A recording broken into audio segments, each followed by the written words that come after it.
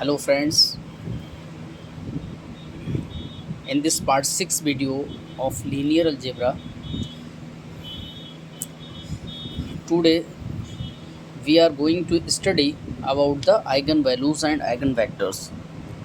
So in the linear algebra, the very important topic every year in the linear algebra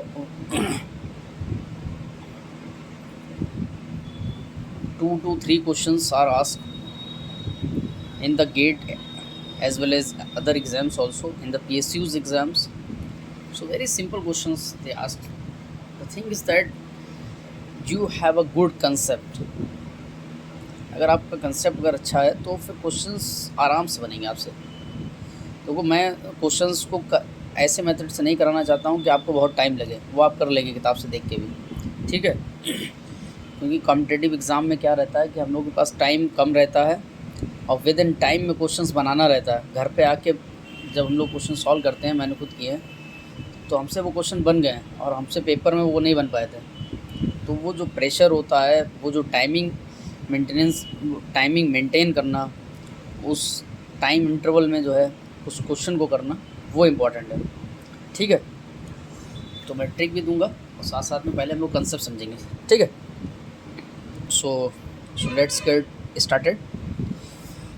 so heading लगा लीजिए आप इन the part 6 video, ठीक है। Basically this is part 6 video है। Part 6 video है किसका? Linear algebra का, ठीक है। तो in the part 6 video basically what is eigen values, what is eigen vector, so हम लोग ये देखते हैं, ठीक है। So for example let A I square matrix of order n cross n। तो सबसे पहले क्या है, समझने की कोशिश करना। जो लाइन मैंने लिखी है उसको नोट डाउन करो और उसको बारीकी से समझो। Let A square matrix of order n cross n, in V the identity matrix of same order n cross n, ठीक है। In order to find the eigenvalue, determinant of characteristic equation, CE को मैंने लिख दिया short में characteristic equation.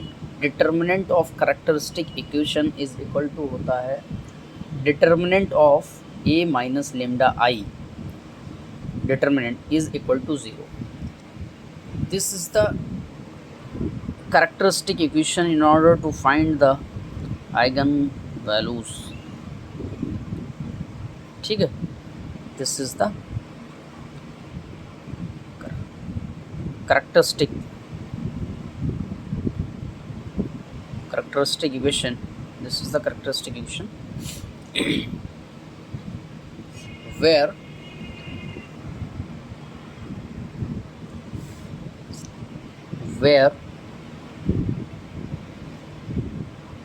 Lambda is called, इससे जो value lambda की आएगी, lambda is called the eigen value, ठीक है। इसी को सम क्वेश्चन एग्जाम्स में ये लेटेंट वैल्यू के नाम से भी देते हैं, लेटेंट वैल्यू, और कैरेक्टरिस्टिक वैल्यू भी बोलते हैं, कैरेक्टरिस्टिक रूट्स भी बोलते हैं, सॉरी, ठीक है, और प्रॉपर वैल्यू भी बोलते हैं। तो ये नाम थोड़ा सा पढ़ लेंगे तो ध्यान रहेगा, ठीक है। उसके बाद तो बेसिक सा जो कंसेप्ट है वो ये है कि देखो हम लोग ने सबसे पहले जो मैट्रिक्स पढ़ी थी, यहाँ पे बात की गई स्क्वायर मैट्रिक्स की। बेसिकली एक हेडिंग इसी में आप ये भी लगा लीजिए, ये जो आइगन वैल्यू का जो मैंने कंसेप्ट दिया है, this concept use for square matrixes. देखो एक्चुअली होता क्या है, हम कोई भी सवाल है या कोई भी चीज़ हम स्टडी कर रहे हैं तो हमको पता होना चाहिए। फॉर एग्ज़ाम्पल अगर मान लो हमारे पास कोई मैट्रिक्स है तो मैट्रिक्स का हमें ऑर्डर पता होना चाहिए, मैट्रिक्स हमारे पास किस टाइप की है, क्या ऑर्डर है उसका, ठीक है। तो इसी तरीके से जैसे हम अगर कोई टॉपिक पढ़ते हैं तो हमें क्या रहता है, कोई भी हमने कंसेप्ट पढ़ा तो हमें उसकी लिमिटेशंस पता होना चाहिए, ठीक है। मेरिट्स पता होना चाहिए, डीमेरिट्स पता होना चाहिए, हम यूज़ कहाँ पे कर सकते हैं, कहाँ पे नहीं कर सकते हैं। सो इसी तरीके से इन द मैथमेटिक्स में भी जैसे आइगन वैल्यूज और आइगन वेक्टर्स जो हैं, दिस कंसेप्ट मैं लिख दे रहा हूँ, आप लोग हेडिंग में लगा लीजिएगा, this concept used for square matrix. ठीक है, ना कि आप बोल दो कि ये रेक्टेंगल मैट्रिक्स दे दिया, उसमें आइगन वैल्यू फाइंड नहीं हो रही है। ठीक है, अच्छा फॉर एग्ज़ाम्पल आप ये मान लीजिए, जैसे ए हमारे पास कोई मैट्रिक्स है। ठीक है, ये हमारे पास मैट्रिक्स ऑफ ऑर्डर, मान लो कोई मैट्रिक्स हमारे पास ए है, उसका ऑर्डर हमारे पास 2x2 है।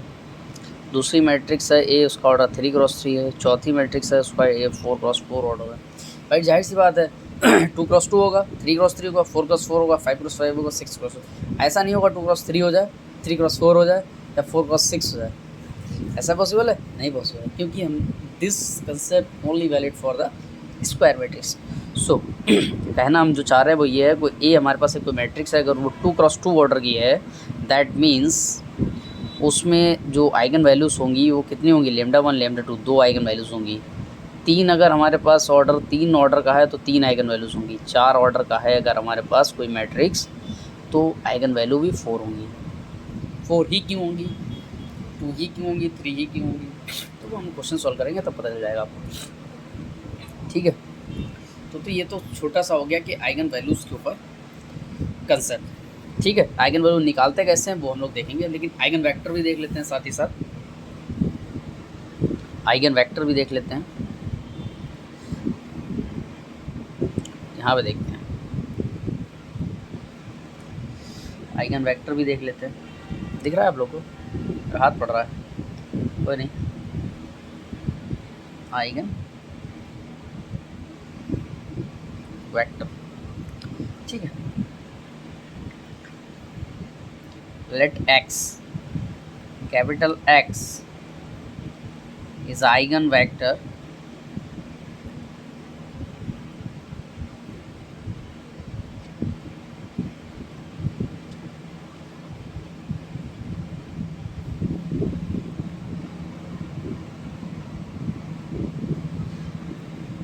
का ट्रांसपोज है। ठीक है, ट्रांसपोज भूलना नहीं, this is transpose, clear, transpose, okay. So in order to find the eigenvector, in order, ऐसे लिखिएगा जैसे मैं लिख रहा हूँ। ठीक है, in order to find the eigenvector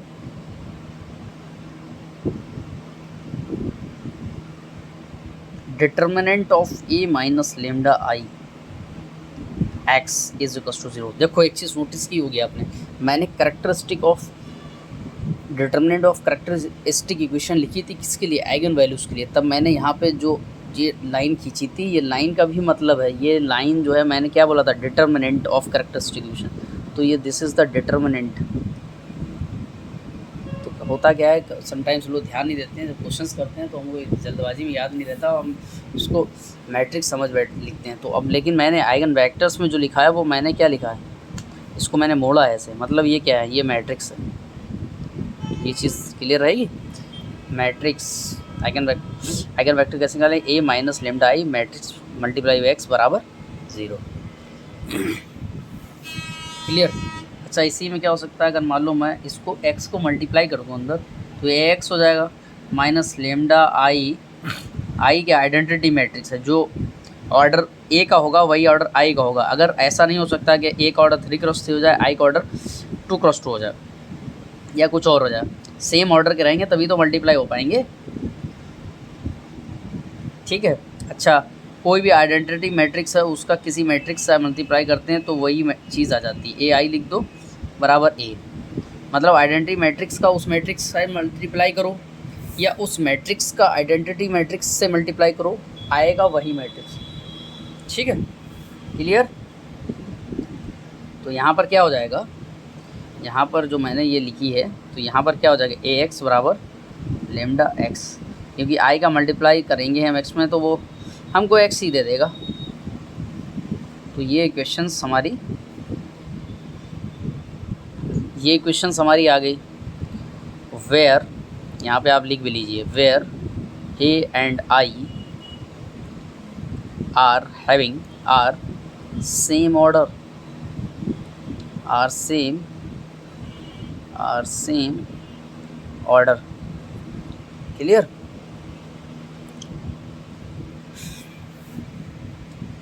तो पूरा प्रॉपर नोट कर लीजिए। तो उसके बाद जैसे हम लोग ने क्या किया था, मैट्रिक्स जब स्टार्ट किया था तो बेसिक्स से बिल्कुल स्टार्ट किया था। What is matrix, types of matrixes, properties of the matrix. तो इसी तरीके से हम लोग देखेंगे properties of eigen values, properties of eigen value, IV से लिख देते हैं इसको शॉर्ट में, ठीक है? क्लियर? तो नोट करिए, पहली प्रॉपर्टी क्या बोलती है, प्रॉपर्टीज़ ऑफ आइगन वैल्यूज़। पहली प्रॉपर्टी बोलती है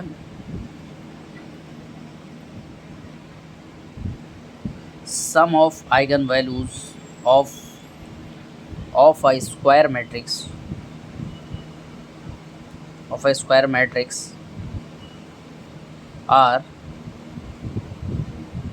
इक्वल टू ट्रेस। मैंने ट्रेस बताया था, ट्रेस क्या होता है मैं बताया था ना।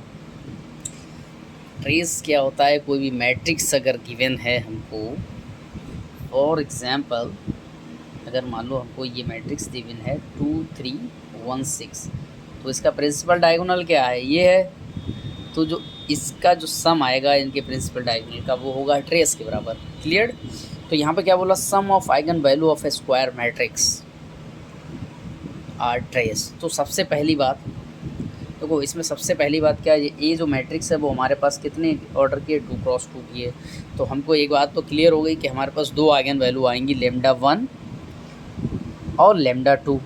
क्लियर? अब इन्होंने बोला है सम ऑफ आइगन वैल्यू, तो सम कर दो। वो किसके बराबर होता है, ट्रेस के बराबर होता है। ट्रेस एक लाइन में और लिख देता हूँ इसीलिए आपको डाउट ना हो। तो ट्रेस क्या है हमारा, sum of principal diagonal element 2 + 6, एक और लाइन बढ़ा देता हूँ, दैट इज़ 8। क्लियर? पहली प्रॉपर्टी क्लियर, बहुत इंपॉर्टेंट प्रॉपर्टी है। Almost all the questions in the competitive exam, basically जो objective questions, all the questions और मोर ओवर एक दो क्वेश्चन छोड़ के ज़्यादातर क्वेश्चंस इस प्रॉपर्टी से बनते हैं। इसकी सेकंड प्रॉपर्टी भी यूज़ होती है, वो भी देखते हैं, ठीक है? तो इसकी सेकंड प्रॉपर्टी देखते हैं। देखो जो सेकंड प्रॉपर्टी है वो क्या होती है, product of eigen value is equal to determinant of matrix. Product of eigen value is equal to determinant of a matrix. क्या मतलब है इसका मतलब ये है, फॉर एग्जांपल अगर ए बराबर, मैं मान लो फॉर एग्जांपल ले लेता हूँ 2 3 1 6, पहले वाला ले लेता हूँ 2 क्रॉस 2। अब हमको इतना तो क्लियर हो गया कि कम से कम 2 लाइन तो खींचेंगी। जैसे मैंने परमुटेशन कॉम्बिनेशन में क्या बोला था, अगर आपसे बोला जाता है कि आपको 3 डिजिट्स नंबर बनाने हैं या 2 डिजिट्स नंबर बनाने हैं, तो हमको इतना तो सबसे बेसिक जो हमने लेक्चर लिया था पार्ट 1, तो हमें इतना तो पता चल जाता था कि उसमें हमको 3 लाइनें तो खींचनी है, unit place, tens place, 100 place.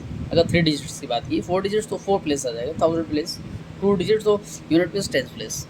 इसी तरीके से इसमें क्या रहता है, हमको इतना तो क्लियर हो गया कि 2 क्रॉस 2 का जो मैट्रिक्स है यहाँ पर 2 आइगन वैल्यू इसकी होंगी, ठीक है? अब इन्होंने क्या बोला है, product of eigen value is equal to the determinant of a matrix. तो यानी कि λ1 डॉट λ2, इसका जो प्रोडक्ट है वो डिटर्मिनेंट ऑफ मैट्रिक्स के है बराबर। लिख सकता हूँ डिटर्मिनेंट ऑफ ए ऐसे शॉर्ट में। आप डिटर्मिनेंट में निकालना जानते हैं, उसका क्या हो गया, 6 दूनी 12 माइनस 3, 12 माइनस 3 मतलब 9। तो मैं डायरेक्ट लिख दे रहा हूँ यहाँ पे, एक स्टेप मैंने कम कर दिया इस वाले में, क्योंकि डिटर्मिनेंट में हम लोग देख चुके हैं अपन, ठीक है? ठीक है, इसके बाद हम लोग थर्ड प्रॉपर्टी देखते हैं। थर्ड प्रॉपर्टी भी जो है वो भी also very important. Third property देखते हैं। थर्ड प्रॉपर्टी का भी सो सिंपल सा फंडा है। देखो, आइगन वैल्यू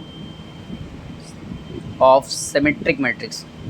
सिमेट्रिक मैट्रिक्स में क्या होता था, ए का transpose is equal to A. Eigenvalue of symmetric matrix are purely real. ये भी कई बार एग्जाम में पूछा गया है. Eigen value of symmetric matrix are purely imaginary, real, constant और रियल एंड नेगेटिव. इस टाइप से ऑप्शंस आपको दिए होते हैं.